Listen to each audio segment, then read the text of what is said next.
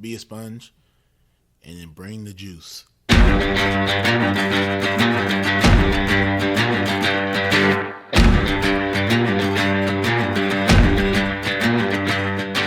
By focusing on your improvement, by focusing on your progress, and eliminating any fixed mindset that you may have and acts of perfectionism, then you encourage your own mastery. On some level, we do what we want to do 24 hours a day. Now, sometimes it may not seem like that, but if I'm choosing to work instead of sleep, what I'm actually saying is keeping my job is more important than sleeping. I'm tired of this. I'm tired of getting beat. What can I do to get over this hump? So mentally, that's when I kind of put that forefront, like, hey, it's either all or nothing. I like to put failure in quotations because I don't believe that failure is true failure if you're looking at it with the right mindset. The truth is, the journey to greatness is hard. It takes time, it takes effort, it takes focus, and every day you have to decide what you value, what you want to pursue, and what you want to achieve. And if you dig deep enough, if you push hard enough, we all have what it takes to be great. Welcome to the Edge of Greatness.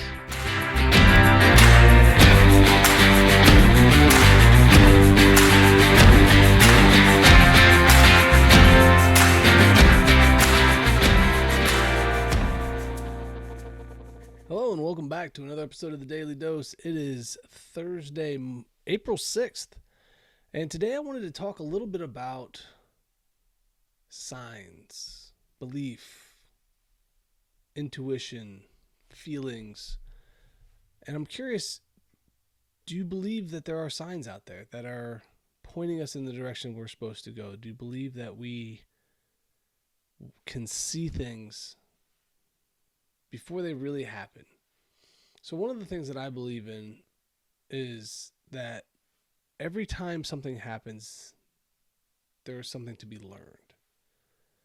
And so I believe that this helps me to deal with failure in a multitude of ways, because if I am to fail, there are signs within that failure of, one, what I should do next, two, how close was I, and three, am I doing the right thing?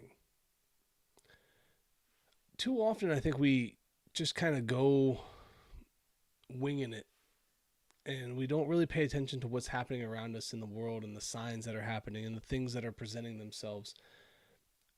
I do believe that there are signs every day in a number of different ways that are showing us what we should do next, where we should go, why we should go there, how we should get there.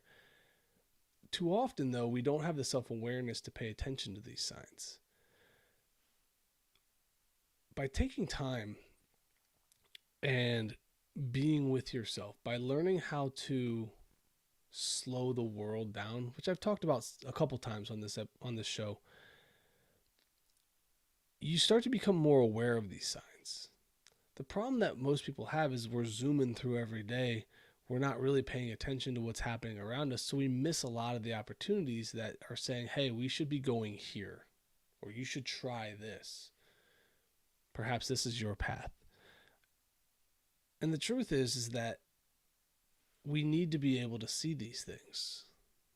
Our intuition is a powerful tool, but our intuition comes from experience, from skill, from paying attention.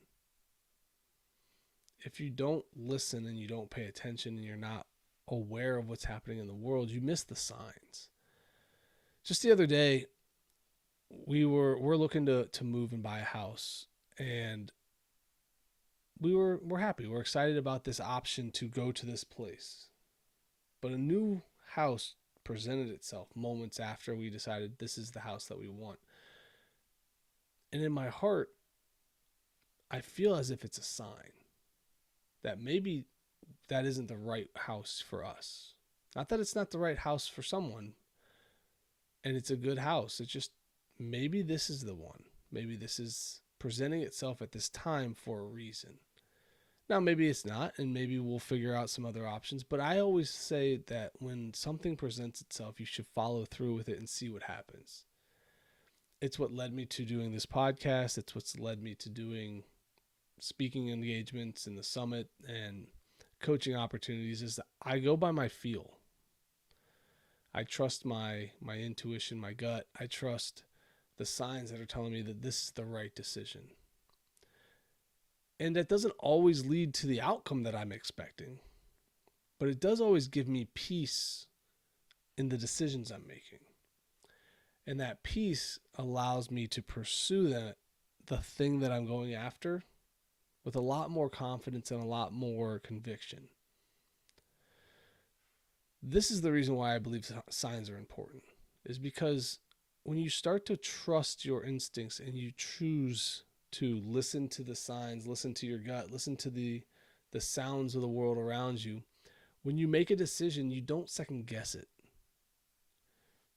You trust that that's the right decision. And even if the outcome doesn't become what you think it should be or what you wanted it to be in the first place, it's not the wrong decision. It just didn't happen the way you thought it would.